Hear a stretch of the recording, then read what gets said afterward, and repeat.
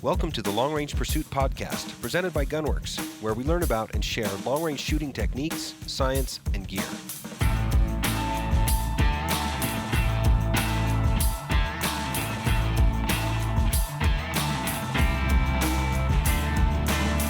Hey, welcome to this week's podcast episode. We're going to hang out and have some fun with a great friend of mine, Alvaro Mazon from Spain. Well, yes, I know you're from Spain.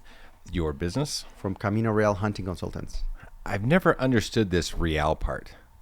Explain this to me. It's real walking, hunting. Is it real? It's real, but in the royal way. The word real in Spanish, it's like royal.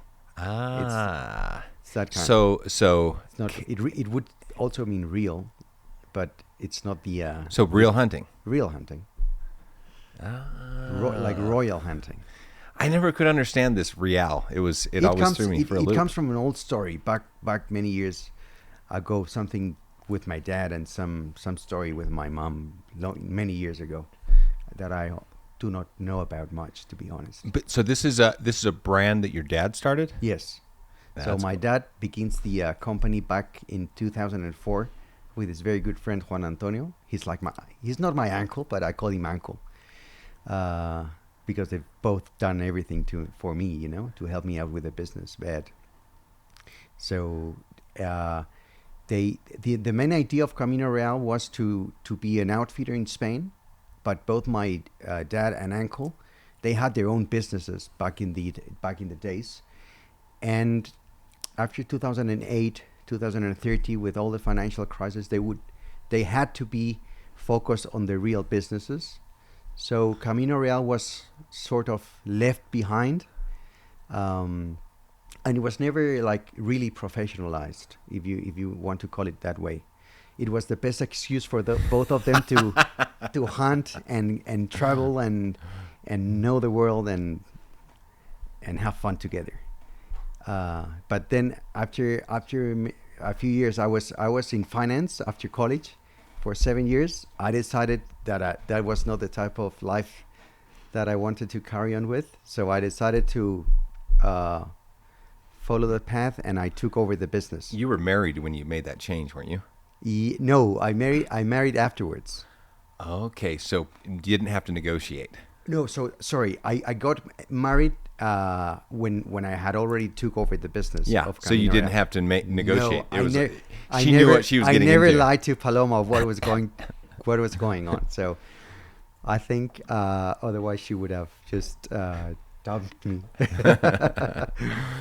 Yeah, that's very cool.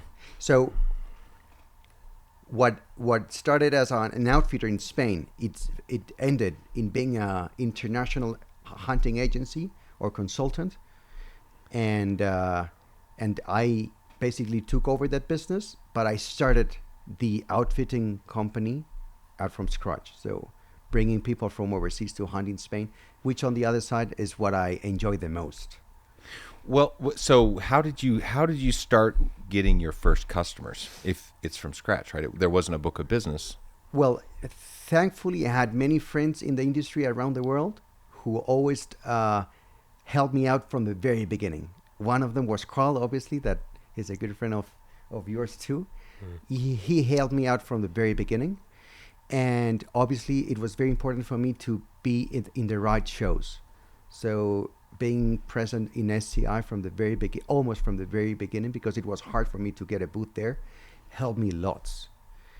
And working hard. And well, best way to do business is to make happy customers. Yeah. But that takes time. It takes time. So I knew it was a long run. Things don't happen from night to day. So and now you never see your family. No, but that's so good. I get to see them once the season is over. Like now in May, I finished. I took some time off. I was very privileged to go to Vancouver Island and hunt bears. But from now till September, I have many hunts going on all over the world, but I will be at home for 3-4 months. So I'm very, very lucky to be home for these many months. So for the listener, we've done 2 trips to Spain to hunt with Alvaro. And last year I took Janet, and Carl and Trish were there from John X Safaris, and one of our mutual customers, all three of us. He's a customer of all three of us. Yeah. And we had a great trip. It was very fun. It was and then we fantastic. came back this year with another customer, one of our reserve experiences. So we did one to test and see how good you were, and we're like, oh yeah, this is good. So then we brought some customers. It was so good. Like, we had the second one booked for 2027. It was so good. You're like, hey, you're gonna have to bump this up a year. I'm not gonna wait 2 years. Yeah, yeah. Like, okay. And We'll fit I'm very glad we did it this year because it worked out very well. It was a good trip. Very good trip. We drove lots. We did, but it was productive. It was worth. I basically say we hunted the four corners of Spain. Mm-hmm. We started with Gritos, which I shot mine last year. I didn't need to shoot another one. That was cool. Very cool. And then Wait, what? You didn't? You did shoot at one, or? I shot one last year. Okay, you said you didn't need to shoot another one. I didn't need to shoot another one. No. We were there for Michael. That's a very special ibex, It is. and it's priced accordingly. Yeah, correct. Demand is very high. We can only hunt them in a very certain area, and tags are very limited. Well, let's talk about hunting Spain. Let's start big picture Okay. and talk about what Spain's known for, which is the ibex slam, the four ibex. But then we can talk about all the other things that are there and the specialities that are there. So maybe you can tell us about the four big ibex for the Spanish ibex slam. Okay, so basically, as you very well pointed out, Aaron, we've got four different subspecies, which are the Gredos, the Besaid, the Southeastern, and the Ronda. The two first ones, the Gredos and the Besaid, are the ones we would find up north and northeastern part of Spain, and they are referenced as the bigger ones in terms of trophy and body size. So when you hear about people talking about ibex hunting in Spain, they most of them will focus on those because those are the ones that, just because they're bigger and people want to go for the big stuff. And then we have the two smaller subspecies, which are the Southeastern and the Ronda. The Southeastern is the one you hunted this year, which takes place in the southern part of the country, very close to the border on the by the Mediterranean Sea. Beautiful mountains there, good food, but besides the ibex itself, which is a very beautiful hunt, we have many other species to hunt. Let's stick on the ibex for a Okay. second. Is it common to go on a few trips to complete the slam? So we have two kind of hunters. Those hunters that they just want to hit it at once and go for all four at the same at one trip, because maybe they have planned for many other hunts in the future years, and they see they won't be able to make it for the next 5-6 years. So they decide to go, okay, let's plan for 10-12 days and let's get it done in one trip. If they do that, I mean, I'm very happy. It's super fun. But at the end, I always, if they ask me, if you, like you did, I always prefer the people to come and split the trip in 2 or 3 trips. Well, I know the reason why that's good. I want to hear your reason why you would split it. The reason, from my personal point of view, is that Spain, despite being a very small country, each quarter or every mountain range is totally different from each other. So the fact of having to not rush, but having to drive from one place to other in quite a quickly way, I have the impression that people is more thinking about where are we going next than rather getting focused on the place where we're actually hunting now, and getting to enjoy that same place for 3-4 days in a row. And I'd rather have hunters. We do not sell trophies. We sell experiences. And from my perspective, it's always better to have the people enjoying and relaxed. At the end of the day, people coming to Spain are spending a lot of money, but it's vacational. So I want them to really have the most of that time. So that's why. I think if you rush through, and we did both. Mm-hmm. You know, the year last year it was very relaxed because we had wives Mm-hmm. and we did tourist activities and we had great meals, and it had a slower pace, even though we were very productive. And this year we did that hurry and drive everywhere, and the difference was you didn't get to absorb where you were. Mm-hmm. You didn't get a sense of the people or the hunt experience, the style of hunting, the country, the animal. Ambient. Yeah. And what was really nice about I've been on 3 Gritos hunts now, Mm-hmm. right? So I've started to get a feel for the animal, and you get a feel for how to judge the size and like how they behave. And so if you rush through, you miss that experience. I think it's actually a good reason why it's fun to go with a group. And the guides already knew you. Mm-hmm. Yeah, that's fun. Yeah. So you get to know them very well. And So if you do want to try to package it up and do it all at once, is there a better time of the year? actually not. It doesn't really matter. People prefer to come either in the fall or the spring. Those are very well differentiated times of the year to come. Depends on what you're looking for. If you're coming along with the wives or any other family members, are you going to be touring around? Maybe March, April, where we're meant to have better weather in the southern parts of the country, might be better. It's very hot in the fall. In the beginning of the fall. Then November, December, it gets cold. And if you're looking for a true mountain hunt experience, to get the ibex looking gorgeous with good coat, you want to come Later, like in December, which is when they're rutting. The activity is obviously very high because they're fighting, they're chasing females around, and the activity gets very, very hectic. It's a very nice time of the year. But as well, you have to know that it also depends, because some hunters do not only come for the ibex. They want to combine it with mouflon. They want to combine it with roebucks. So, for example, roebucks can only be hunted during the spring. So you have to... We hunted opening day this year, didn't we? Yes. Ibex is year round. Ibex is almost year round, except it stops in the month of towards the end of May. We stop. Which is like your summertime. Yeah, after May it gets really, really warm.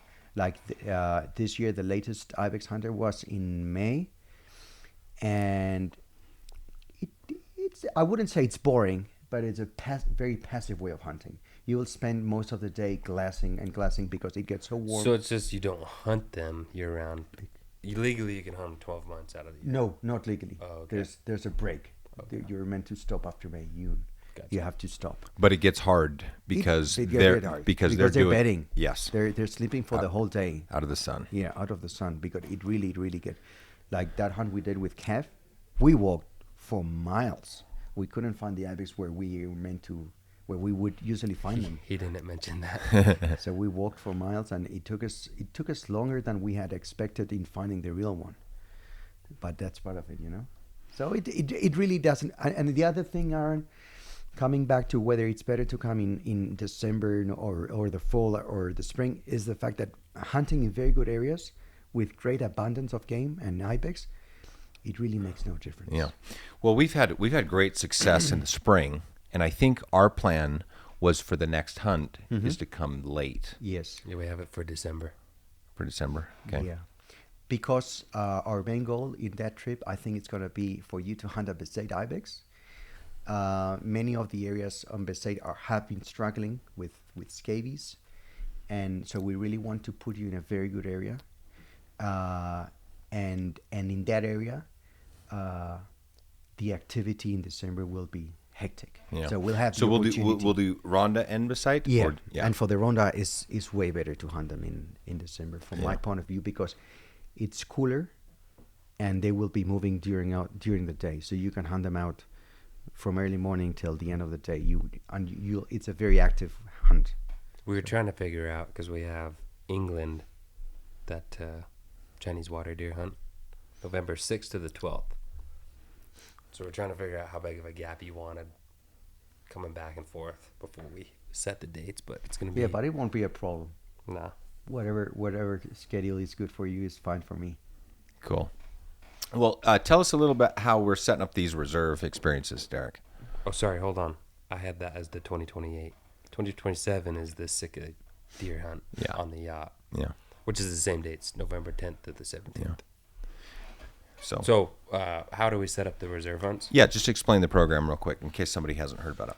So the reserve hunts are basically, I mean, we kind of just went through it. You want to go hunt ibex, and we kind of just set a date, and we want to hunt ibex with fun people. There's not a lot of people that want to go hunt alone, I don't think, anymore.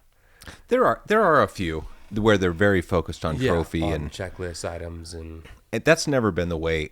That hasn't been the way I've extracted value from hunting. Like for me, hunting is a chance to go spend time with people. yeah, Absolutely. Hey, you get to learn and know people so well in hunting. And it's funny because in the reserve trips we've done so far, starting with David and Colin and now with Mike, it's kind of funny because in the very beginning, like you don't know actually who you're meeting, but after 2-3 days hunting together, it's like there's like a big bond. Yeah. Like everyone wants the other hunter to do better than himself, and we're all sticking together, going to the mountains together, and it's a family hunt almost. yeah. Well, I always like to see animals tip over. I think it's the satisfaction of seeing Success. the weapons get put to use and to be successful. And so Yeah. for me, and same for you, right? That drives you. It's like the success and the being able to share that with somebody. So when you go with a few people, like you get an opportunity to not just do your hunt, but to also experience somebody else. Just like the Greedos this year, it's like I wasn't going to shoot another one, but I got to go on a Greedos hunt. Yeah, and it It was was very good. And it doesn't happen like that always where you're hunting with someone. Like Africa, you can bounce around and go hunt with some Yeah, clients usually you and split see off their with a success, PH, but then you get to come back and share stories At and the go to the camp, skinning yeah. shed with Yeah. everybody. And yeah. Yeah, that's absolutely a good experience. Another thing that I think why the reserve has become so popular, and it's a great value for hunters, is the fact that obviously as outfitters, we go to the shows. You go to the shows. If you are a hunter and you go to the show, you get to see 20 Spaniards, 20 South Africans, 20 guys from New Zealand. Excuse me. It gets to a point where it's almost overwhelming the amount of It is. offer you have, It and is. and you don't know where to start as a hunter.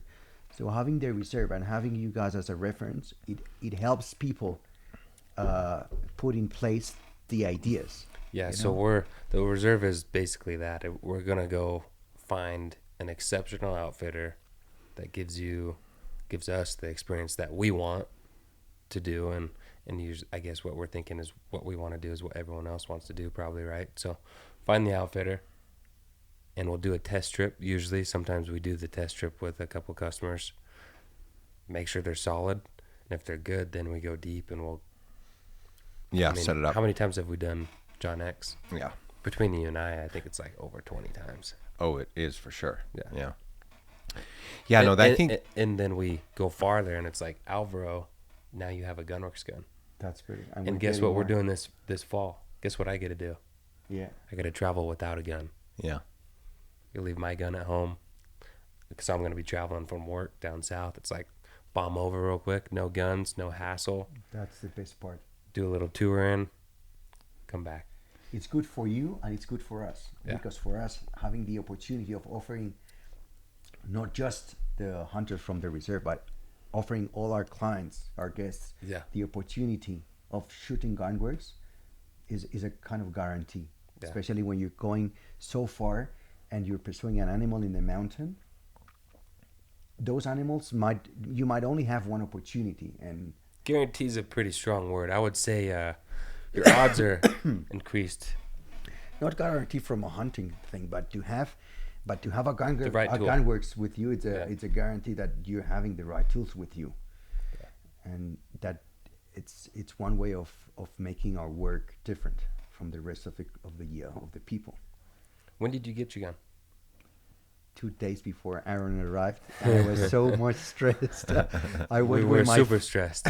I went with my father to the range like the day before you guys arrived. Yeah. And we were trying different ammo, and we finally set it right, and we were good to go. And that was in May, The end of March. end of March. So how many animals has it killed so far? That's a very good question, but I think over 20. That's pretty good.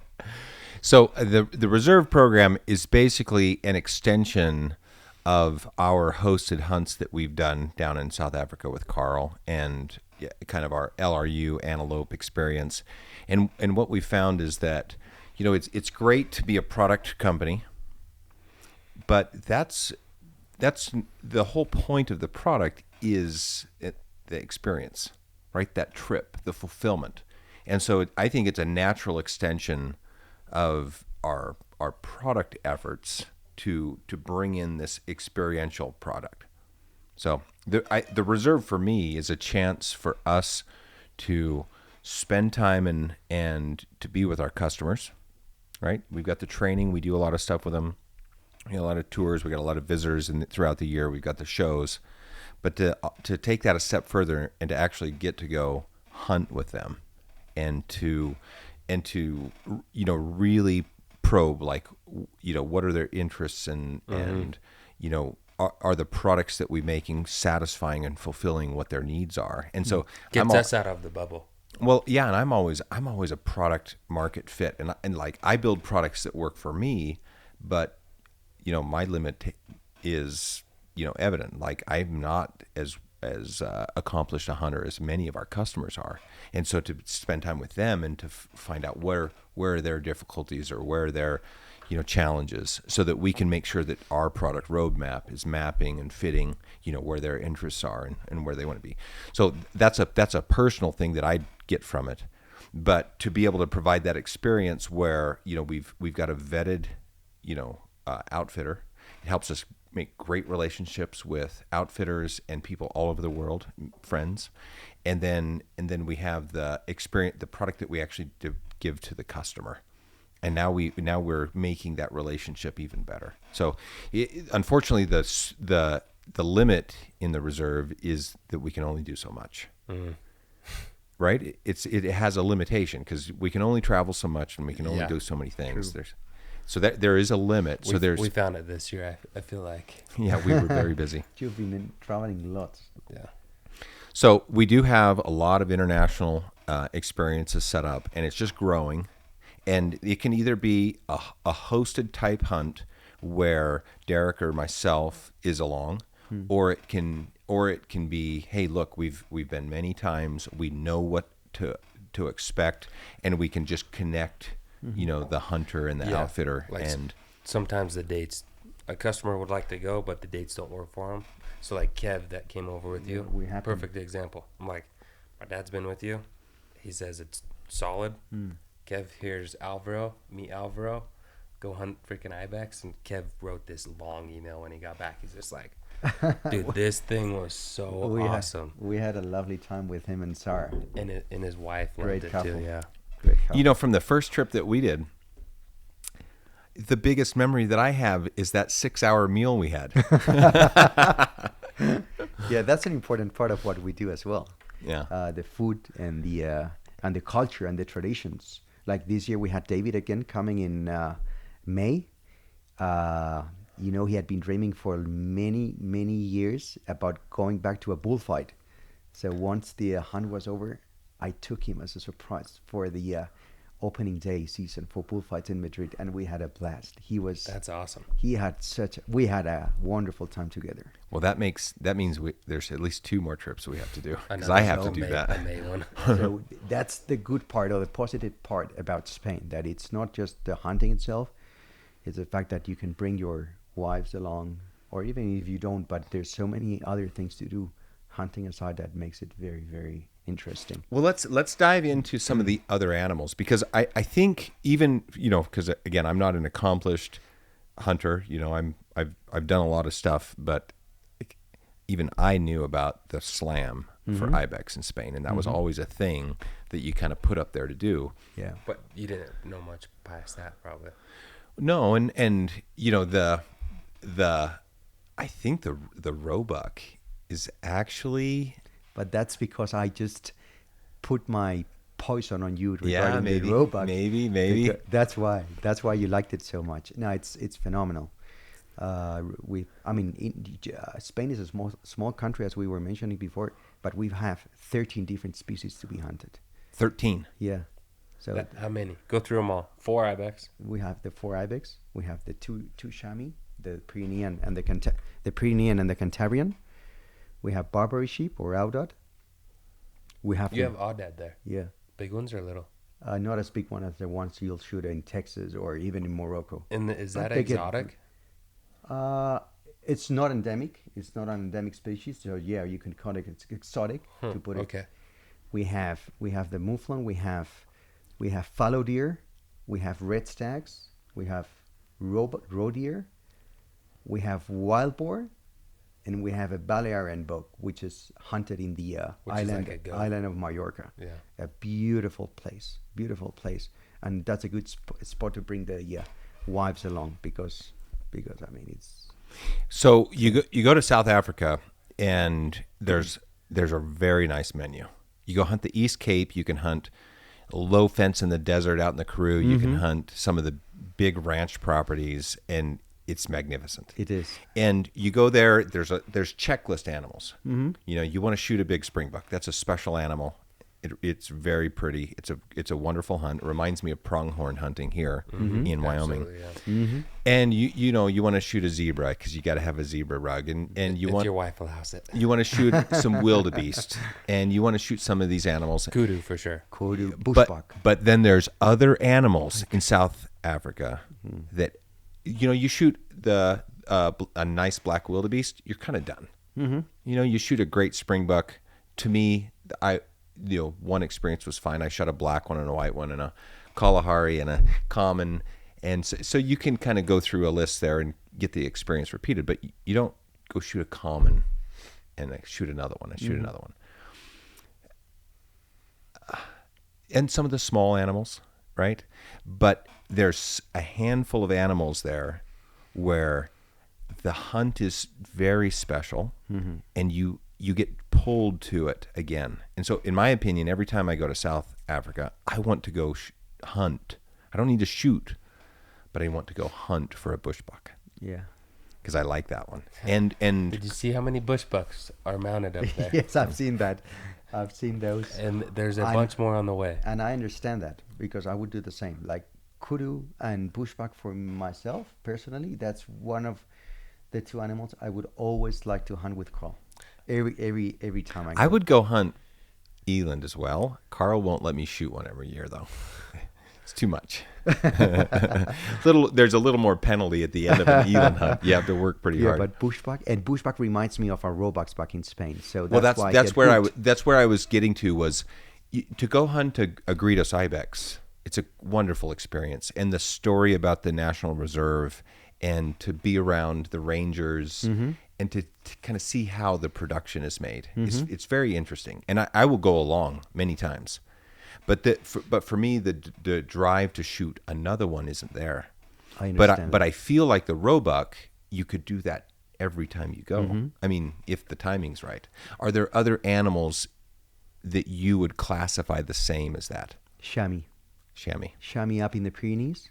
It's by far one of those that I'd go by with my dad every year for ourselves, together with roebucks, because you're hunting up in the mountains in a place that is as beautiful as it gets, and those animals, they can see you from far away, they can smell you from far away, and they're very, very smart animals, and to really get a big one is a challenging thing to do so.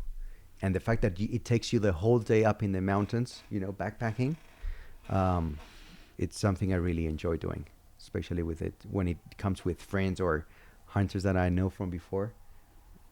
It's a privilege. I felt like one piece of the hunt that had a very distinct flavor to it was when you'd go to a new area, and you're very good at picking a comfortable place to stay.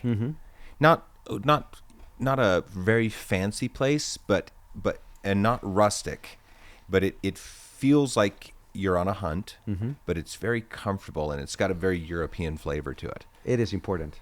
I think so. It is important because at the end of the day, it's part of the experience. And I'm happy if I have to go to Kyrgyzstan and live in a tent for 10 days.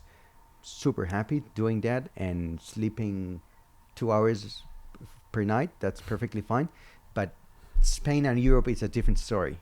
And if we can provide our hunters with the overall experience, staying in places where these little local restaurants are not far away from where we're staying, that it's easy for us once we go back from the mountain, take a quick shower and just head out to have dinner at a nice spot. That's and something I very liked nice. I liked trying there was a new spot and this spot for lunch and we have this spot for dinner, and these guys are really good at bread and a stew, and these guys have that weird onion with the peanut sauce thing that, so the culinary experience I really liked. It's very nice. It is. Okay, so roebuck, chamois. Yeah. Okay, I see that. And chamois can either be done during the fall season, so we can start hunting them October, November, all the way up to December, depending on which region we're hunting at. And we can hunt them in spring too, so it combines very well, again, with ibex and roebucks. So, but we have the fallow deer, we have red stag, we have... Did you shoot a red stag every trip? Or a fallow? No, not every trip. I would say there's two kind of hunts to when we talk about red deer or red stags in Spain. We have the possibility to do a mountain hunt, which is up north. It's a beautiful free range hunt, but that hunt can only happen towards the end of September when they're rutting. It's very peculiar because that place holds a huge abundance of trophy red stags. But once the rut is over, towards the beginning of October, after the 5th or the 10th of October, the rut stops, and you will not see a red stag for the rest of the year. And it doesn't matter how much time you spend up in the mountains looking for them, you won't see them. They vanish. It's crazy. And when the rut starts picking up towards 25th of September, 27th of September, they start roaring. All of a sudden, you see these red stags popping up from nowhere, and it's crazy. It's crazy. That's probably worth experiencing. It's a beautiful hunt, and you'll get the opportunity to shoot a very nice old big stud Iberian red stag. Whereas if you're trying to shoot a big stag, big trophy stag, a super gold medal, we have these other huge high fence properties in the southern part of Spain, where we can accomplish that type of hunting any time on the year, from September when they rut until mid-February. After that, they will shed their antlers, and obviously you cannot hunt them anymore. So what about the boar, wild boar? The boar, you can hunt them all year round. So how come we haven't done that yet? Because it's one of those it's one of those trophies that it's opportunistic.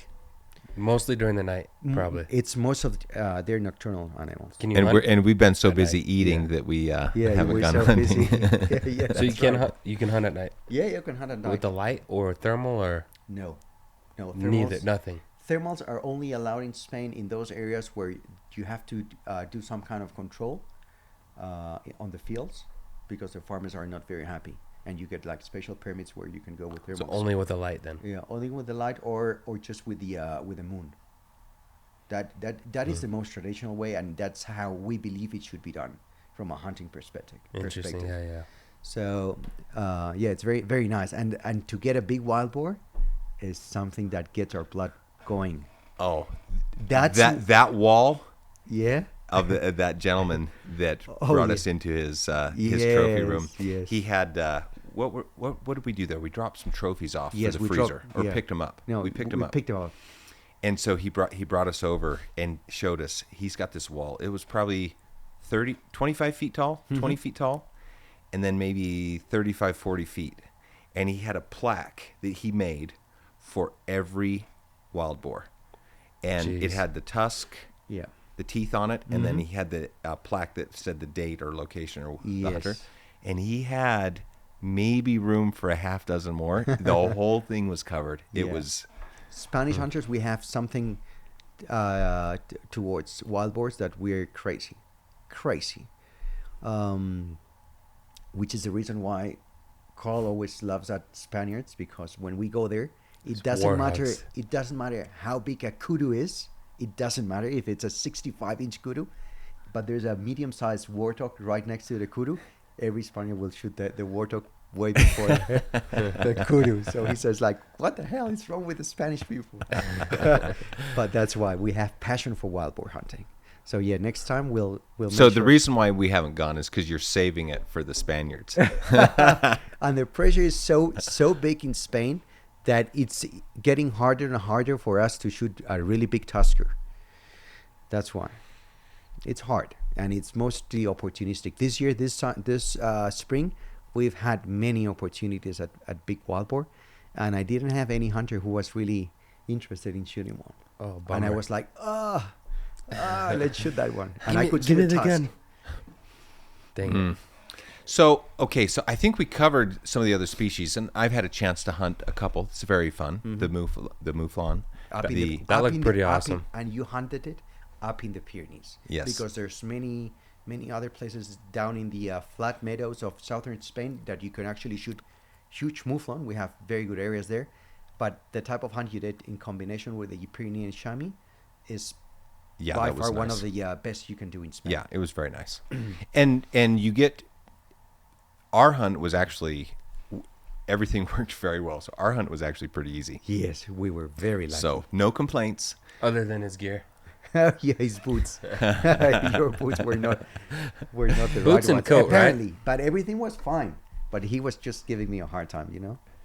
Yeah, I asked before I went over, I said, what kind of boots do I need? Because I like to be comfortable, and I like to have the right gear.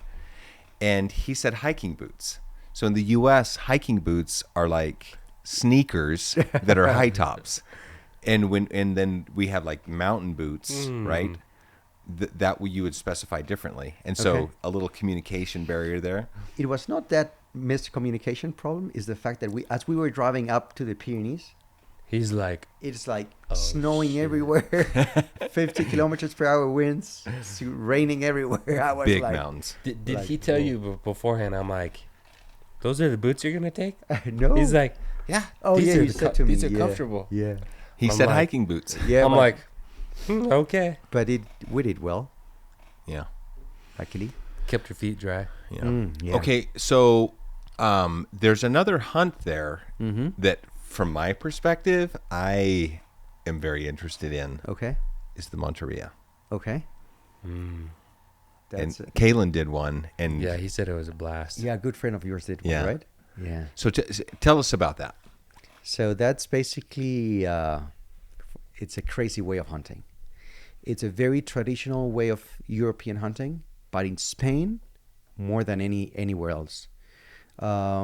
So basically, you'll get a party or a team of hunters get together. There's a minimum amount of people, though, right?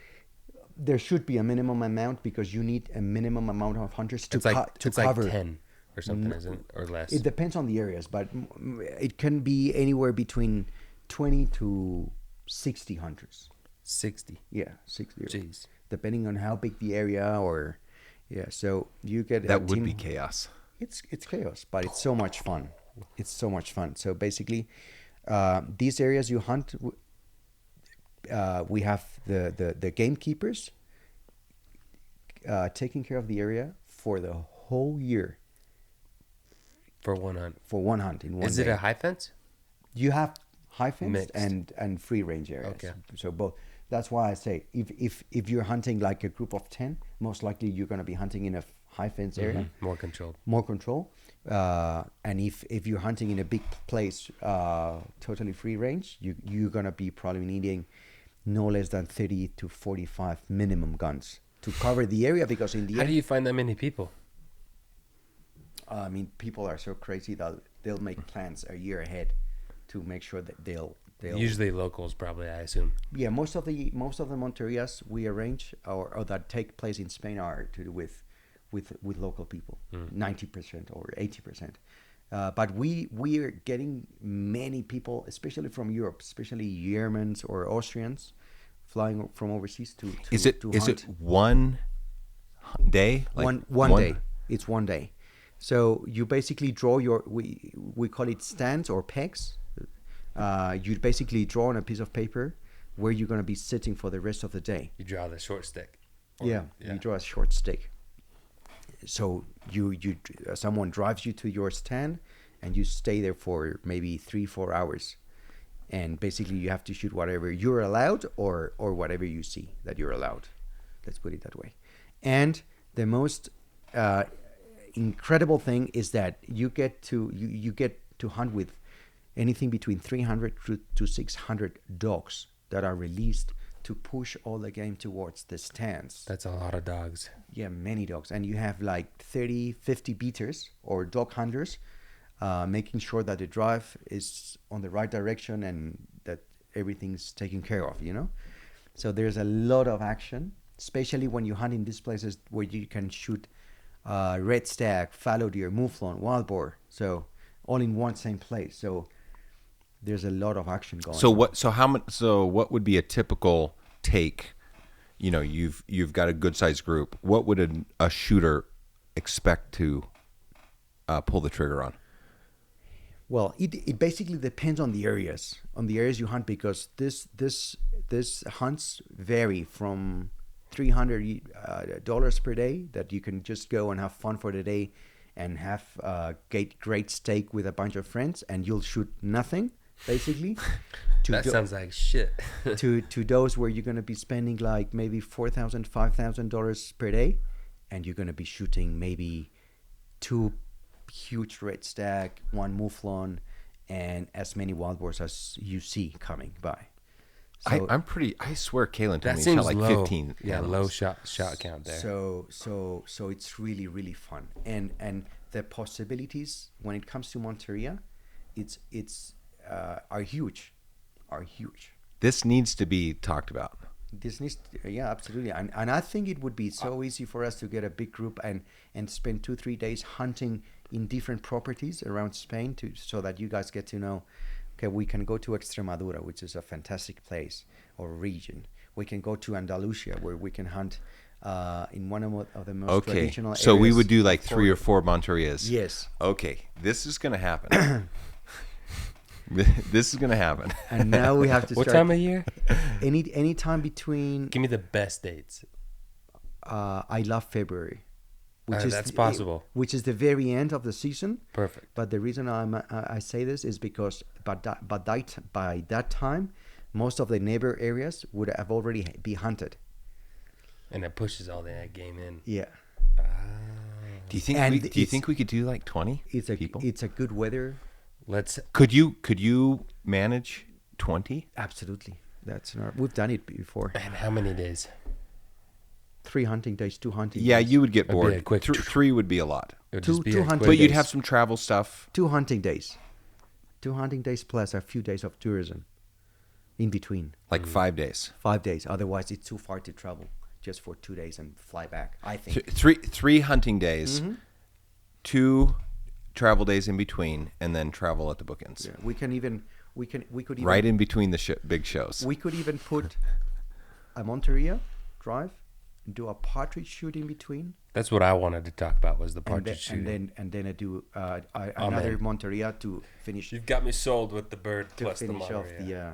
actually this year, just after we finished in Atlanta, I had to fly into Spain because I had a group coming for a bird shoot, and then I flew back to He did, yeah. SCI, and I kept on sending sent me the videos videos to of him Derek, shooting. and I was like, hey man, I have to go and do So that. the shooting's good for partridge. Very good, it's The fantastic. videos are crazy.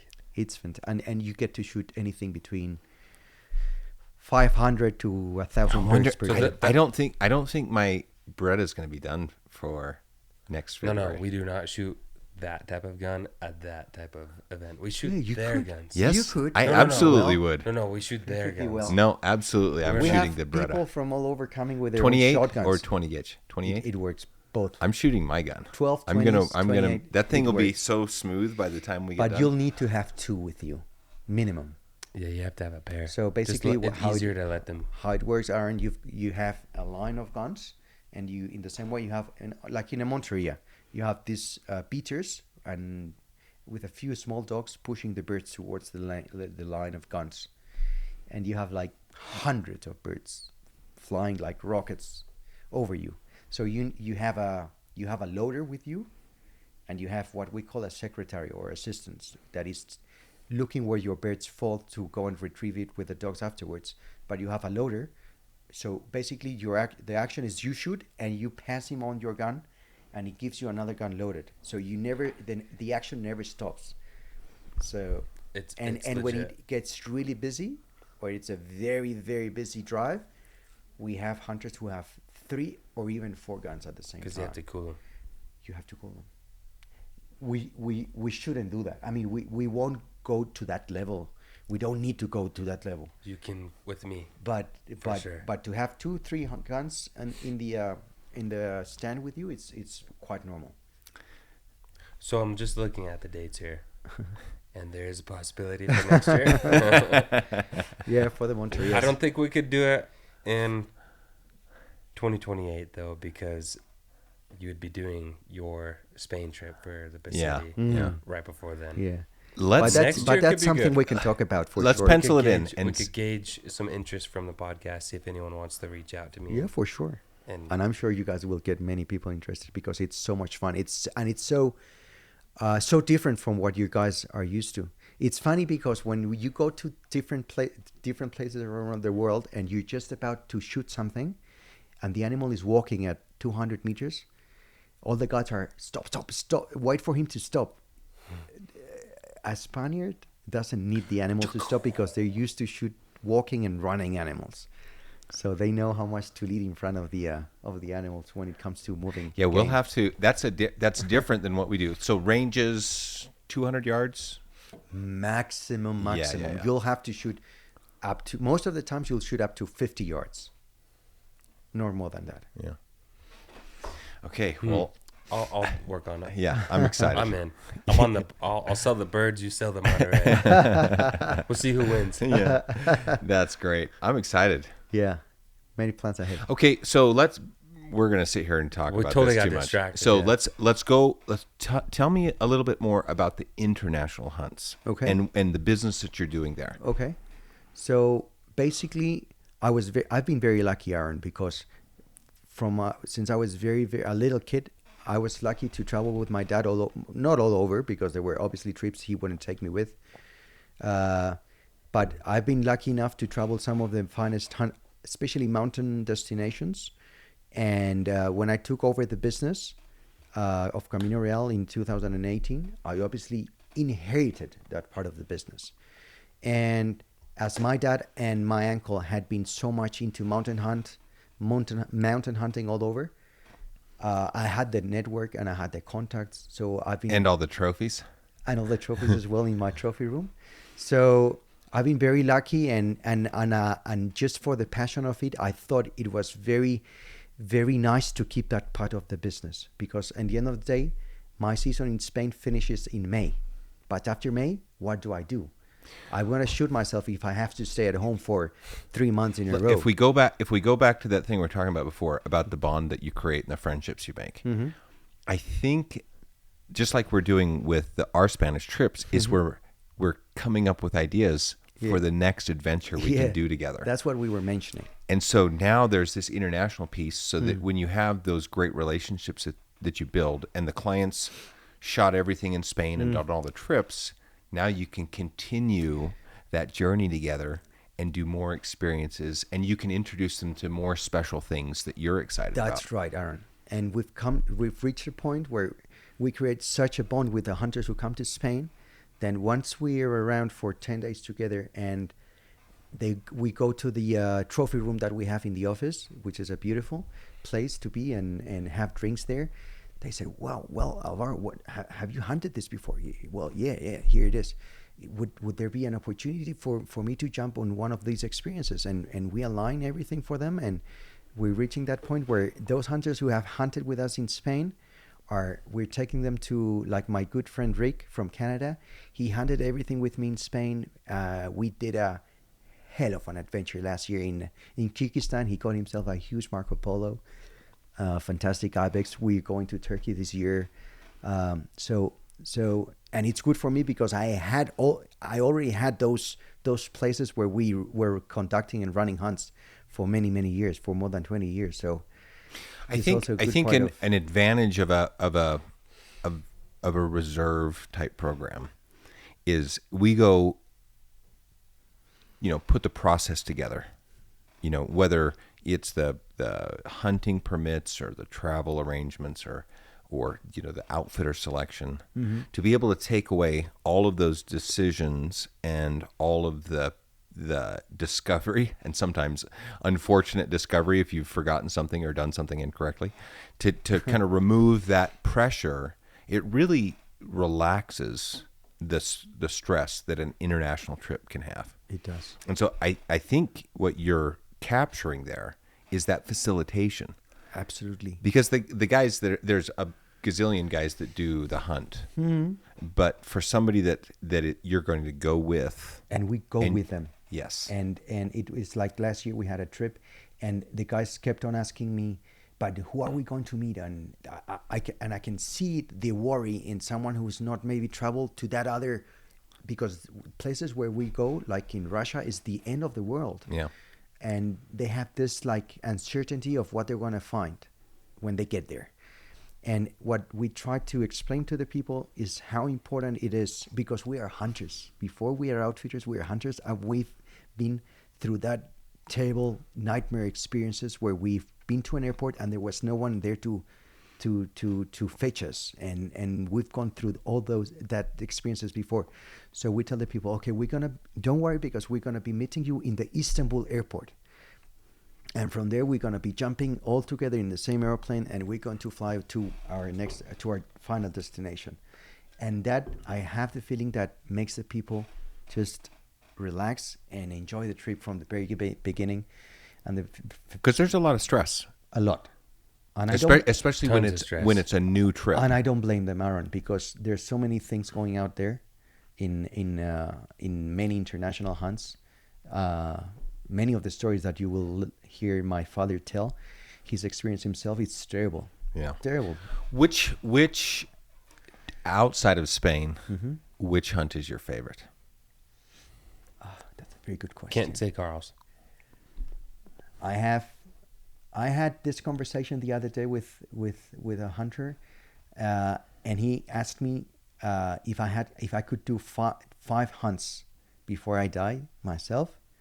And it had to be mountain hunts. One of them would be, for sure, without any doubt, Nepal for blue sheep. That is top notch, top of the world. Not just because of the mountain; it's in the heart of the Himalayas. But the experience, you're hunting in the mountains over 5,000 meters elevation, which is 14,000 feet. 16,000 feet, with a group of 30 to 40 Sherpas. Jeez. Carrying, they take live chicken with them. They take with you woods to make fire, because you are hunting at such altitude. There's nothing to burn. They carry everything you can think of, and everything is around the hunter. You have someone knocking on your door in the early morning of your tent. Someone brings hot water to make tea. At 5,000 meters, it's incredible. That's one of the hunts for sure I would do myself. I would go to either Mongolia for the ibex. It's a great hunt. I would do Kyrgyzstan for sure, for Marco Polo and ibex. That's a combo hunt that is. Do you like the Kyrgyzstan Marco Polo hunt better than the Tajikistan? Way better. Yeah. Way better experience. Not as big a trophy though. No, because it's considered as a different species. Yeah. So the real or the true Marco Polo is known as Obis Amon Poli, which is from the Tian Shan Mountains of Tajikistan. And the sheep you will find in Kyrgyzstan is the Tien Shanargali, which is the Ovis Ammon Karelini. It's a slightly a smaller subspecies. But let me tell you, the trophies we're getting in Kyrgyzstan in the last, they're huge to be Karelini. We shoot some big sheep, and it's a horseback hunt. Yeah, I think I haven't been able to do that hunt, but the stories like that I've been able to extract from people is the Tajikistan is a grueling shoot. Sometimes it turns into that. Yeah, it depends where you go. But the Kyrgyzstan one is a experience. The experience, and it'll wear your ass out. I heard sometimes on the horses. Did you watch his video that he made on the Kyrgyzstan? I don't think I've seen that. What is your YouTube channel called? Camino Real Hunting Consultants. He does very nice videos. Yeah, and that hunt was like, dude, we gotta go. We did that last year. I'm going back this year with 4 other hunters, and it's a beautiful hunt. Okay, keep checking off your list. So it's Nepal for blue sheep, Kyrgyzstan for the combo, Marco Polo, and Mongolia ibex. Mongolia, I would definitely go there to hunt ibex. I would do Austria for alpine ibex, and I would do. I think I would do Turkey for a bezoar, because I don't think it can get more pretty or more beautiful the ibex that you can hunt in Turkey. And the experience. That's the biggest ibex you'll shoot. Yeah. And they're pretty. They're so colorful. When you see them in the mountain first time, it's like, whoa. Those are the 5 hunts I would do. And obviously, if I had the opportunity, and we're only talking about Asia or Europe. But if I could extend those 5 hunts, I would do Russia for sheep. Snow sheep is one of the best hunts you can do, and considering how the prices are going with the rest of the sheep worldwide, that's a very affordable hunt. The one to do in Russia. What about Tur? Tur is a fantastic, but that's a very tricky one, Aaron, because that's one of the. I would say that's the only mountain hunt where we've had people coming back home empty-handed. Because it's a very, very, very physical, demanding hunt. And, I mean, for a guy like you, obviously you wouldn't have any problem whatsoever. And the fact that you can shoot so far, it makes helps. A big difference. Yeah. But it's very easy here in a podcast or having a beer in a terrace in Spain, that to tell a story and to tell a hunt and to sell a hunt and to buy a hunt and think that because you're there having a good time, it's going to be easy by the time you get there. But when you're there and you're yourself against the mountain, the story changes very quickly. And you go through very steep places, very dangerous places, and that's a game changer. So you really have to go well prepared physically, but mentally. And the Caucasus Mountains, where we hunt for Tur, is not a joke. It's not a joke game. You know what I've noticed? When I was 30, put me in the worst place, and I had a very sure foot. Mm-hmm. And now that I'm 50 next January, which is hard to believe, that foot's not near as sure as it used to be. Yeah. Right? You think about those steps a lot differently. Mm-hmm. You have to, especially in those places. My dad has been there 8 times, I think, and he likes it. He likes it very much, but he trains very hard, because he knows what he's getting into. And if you see someone who's got all the experience, trying to get as fit as possible to a point where it reaches, it's like crazy. He goes at 40 degrees on the beach with a 40 kilo backpack, and he walks 10 kilometers every morning, and walking stairs to get fit enough, and he's got all the experience, and he's been there 7 times before that. So imagine how fit you have to be if it's going to be your first attempt in this type of hunts. You really have to be prepared. And then obviously all the North American hunts for the sheep or for the mountain goats, that's something I would do myself for sure. So we ended up at about a dozen. Yeah. Yeah, very cool. Well, Yeah. thanks for sharing that with us. No, thank you very much, and thank you for having me here. It's an honor. I'm glad you were able to come visit us. So we're having our Gunworks Invitational shoot. So in addition to the reserve, we're putting together all these other experiences. We just did our first aviation experience. We had 50 clients there, and now we're doing our first invitational shoot, and we have 50 clients here.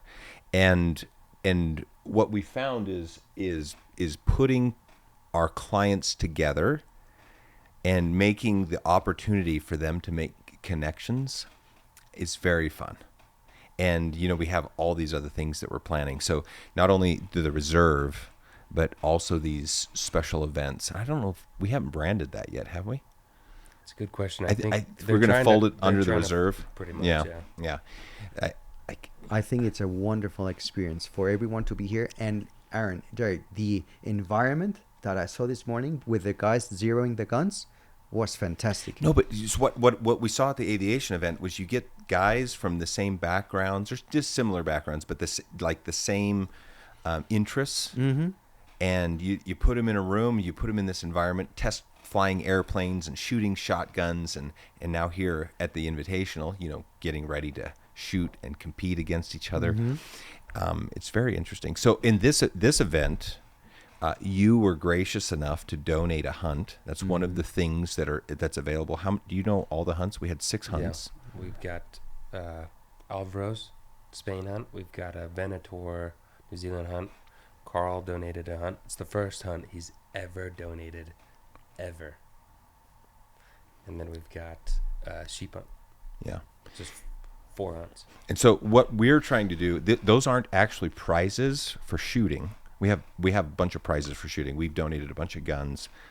We've got some great other sponsors that have come on and donated equipment, like Swarovski and some of our good friends in the industry. And so we do have some shooting prizes, but these are all raffles. And so you're not challenged to be the best shooter. We had a guy show up that's very novice in this, and he's going to have a great time, and there's no pressure for him to win because there's this raffle opportunity. So we've put these raffles together, and what we're doing is we're not actually trying to make money. What we're doing is we're trying to raise $100,000 for a donation to the Wild Sheep Foundation. We've got a conservation project that we're doing. So this one's kind of got an additional spin to it of this conservation effort. So the Invitational shoots at Sheep Mountain. So we're doing a sheep conservation project with Wild Sheep Foundation. That's going to be pretty cool. It's a great idea, Aaron. The one that we're slating up for next year is a golf event with culinary and horology watches, and that one's going to be pretty fun. Yeah. Horology, you had me there. I'm like, what? But we're also doing the Invitational again. Yeah, Invitational will be annual. Every year. Yeah, every year. And instead of being one of these competition events like there's some great events that people do, the NRL and the PRS and those, especially that NRL Hunter. I really like that match. So if a guy gets into it, that's a great circuit to go shoot. But this one's specifically focused for our clients and for the experience that we want to put together. And it's not like there's no, we're keeping track of it, but it doesn't really matter. There's no, I feel like there's a lot of egos in the other matches, but I had all my guys come because this is the perfect spot to come learn. Well, there's going to be enough pressure that you're going to fail. But, we've got every sales guy, client advisor for Gunworks here. Yeah. We've got, I saw they were doing the brief in the front room. We've got probably 20 Gunworks employees that are ROing. And so you're around all the Gunworks team. So you go and you get a shoot, and you have equipment, you have questions, you have techniques, you have pointers. All the training teams there, like it's an opportunity. You go really shoot the station, And if you fail, you turn to your client advisor and like, what could I have done better? Yeah. Or Well, yeah, and the guys you're shooting with, Yep. right? Hey, this is something that I've learned Yeah, tips that's and really tricks. helped me. Yeah. Yeah, it's great. it's, I think it's going to be epic. Yeah, it really It's is. going to be. I epic.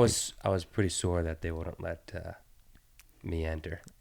To be honest, you asked Anita. I put up a pretty good fight. I said I would pay double for the entry fee. Just let me enter. Wouldn't have Well, been at very least you fair, you though. got me in. Yeah, Yeah. I got Alvaro in. Yeah. Just for a I learning was so happy. experience. Yeah, he's a I'm customer, gonna he's got a learn. gun. I'm learning lots now. It's also important for me to get how to work out those Rebic scopes and the guns. So it's definitely a good opportunity. And I loved the environment that we created this morning with everyone zeroing the guns. It was very nice. So I'm looking forward to tomorrow. Speaking of, We're late. When does it start? Half hour ago. Okay, yeah. So we better go Yeah. to the heavy appetizer Yeah. dinner thing. Well, thanks for joining us for this episode of Long Range Pursuit. Alvaro, thanks for coming over. to Thank you visit our very much. factory. It's a pleasure and an honor to be here in Cody, Wyoming. Yeah. Thank you very much. Appreciate you, bro. Bye. If you like what you're hearing here, please take a second and give us a 5-star rating and a positive review on iTunes or on your favorite podcast app. We appreciate your feedback and suggestions for topics you'd like discussed or questions you want answered on the podcast. You can reach out on Facebook or Instagram or send us an email to podcast@gunworks.com. Also, be sure and check out our full offering of long-range gear at gunworks.com. Use promo code LRP for free shipping on any order.